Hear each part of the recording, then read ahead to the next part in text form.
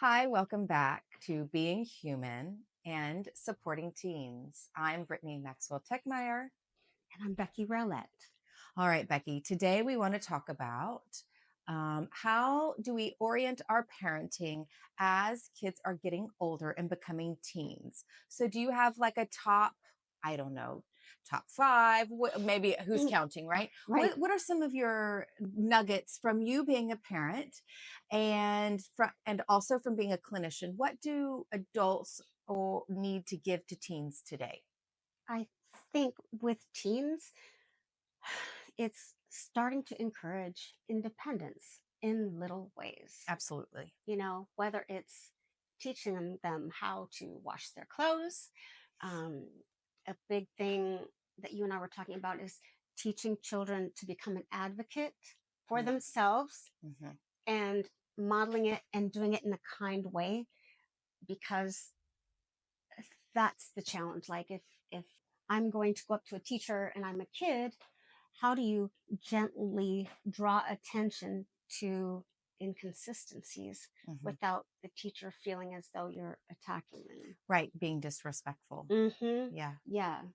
So, when we're talking about that, encouraging and fostering independence, what comes to mind to me is this idea of a parent needing to step back and Yes. be willing to let their child fail. Yes, that's huge. Yeah. Hmm. And we were talking in another podcast about listening, Hmm. like encouraging empathy in some ways and saying, like, um, would your friend like this? Or how did that person feel? Trying to give another perspective on whatever the child's talking about. If they were questioning something that they said in a relationship with a friend, or if they felt hurt by a friend, to encourage them to see a more worldly view. Right, right. So as parents, we're not Mhm, sweeping in and solving it or telling mhm, them what they should do, but offering instead a different perspective or mhm, some questions to consider when they're finding their answer or finding and mhm. navigating their way. Yes, Yeah. because everyone deserves respect, and there are ways that are gentle Hmm. in teaching your child how to do so in situations, for instance, talking to a teacher Hmm. or to a friend, um, that are delicate. Right. I like as a parent, so I have a few teens at home, and I like as a parent offering up something like, I'm going to let you handle this. But if you need my help, please let me know. Or if it gets to this point, Mm, I'll take it over, but I'm not going to take it over quite yet. And so, whether that's with an interaction with a teacher, or I have one of my teens home from school today sick, and mhm, she got in the car to go to school. And I said, it sounds like you're sick, but I didn't see you doing the things that you probably should have done to help you feel better, like eat a good breakfast and drink some water. And mhm, so, I'd like to see you make an effort and try. And if you can't, make it through after you've tried some of those things on your own, you can let me know and I'll help you. And so this kind of hand it off, and I want to mhm, see what you do with it, but I've got you. Like mhm. the little safety nets underneath still. That's huge. Yeah. Because I could sit and tell my children everything that I've done, which is not effective, by the way, Yeah. because they have to make mistakes on their own. Yeah. Yeah. And then you're there as a supportive Mhm, voice in person when the mistakes are made. Yeah. exactly. So that To pick them up, encourage sure. them to try another way or to see it from another perspective. Yeah. Absolutely. What Mhm, other sort of things do you feel like fosters mhm, independence or supports?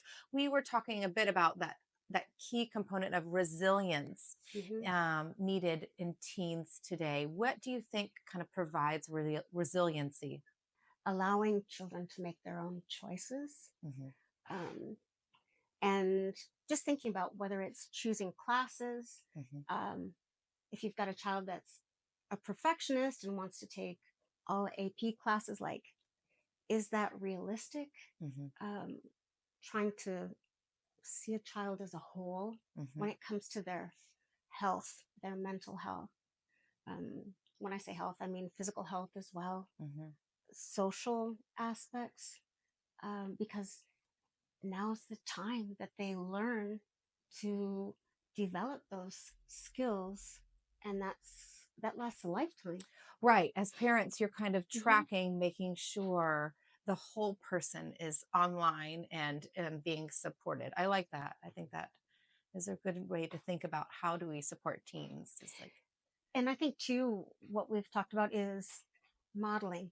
yeah, You know, when it comes to phone use, I can say that because it's a challenge in our home too. Like, if you're going to focus on something, perhaps as a parent, I'll say, let's put our phones on do not disturb at a certain point, hmm or put them up hmm as an opportunity to connect. right, right, yeah. Providing more opportunities to be present with that Hmm. older teen, and also making sure that your behaviors and choices communicate um, a healthy lifestyle and exactly what you're asking them to do. Yeah, Yeah, exactly. yeah. And I know earlier we were talking about like some things it's good, some things are adult talk, hmm um, that children would benefit by not hearing. hmm Like if you're having relationship issues with your partner. hmm Financial worries, Yes, exactly. big political things going on in the world, these Hmm. things that are beyond the teen's control.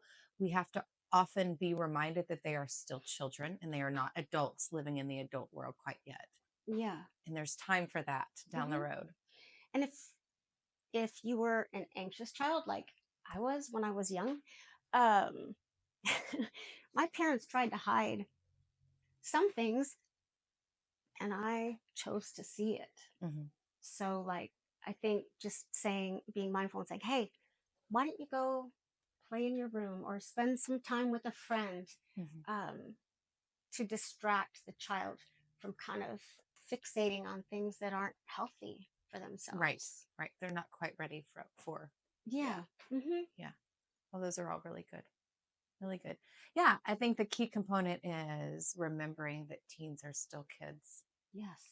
and they should be afforded opportunities to play and strive and fail and put themselves all out there in ways that really could like catapult them forward into some really good adult living. That, Anything else? No. no, that's huge. Yeah. Like we're sitting here talking about ourselves and forgiving ourselves, like teaching that too to our children that, okay, we're going to make mistakes. It's not the end of the world. Like, how are you going to address this when it comes up? hmm Because for some kids, they, the adult brain is fully developed at 26 or 27, hmm right? And with phones, you'll hear pressure with kids saying, oh, they wanted me to send a picture, things like that. They don't have the concept yet that that could be forever.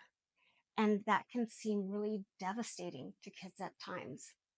Yeah. And rather than addressing it in a shameful way, like looking at it as an opportunity for growth Right. and showing compassion to others Right.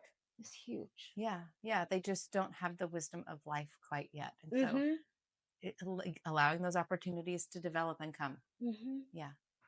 And teaching them to respect themselves. Without a doubt. Mm-hmm. Yeah. Yeah. Well, those are all good things. We hope that you continue to support the teens in your life. And thanks for joining us. Thank you.